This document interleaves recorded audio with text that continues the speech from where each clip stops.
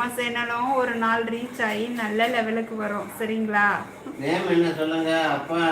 யுவராணி. நீங்க சொல்லுங்க, பேர் சொல்றதும். யுவராணிமா, அரவிந்த் யுவராணி. சரியா? பையன் பேர் அரவிந்த், மருமகள் யுவராணி.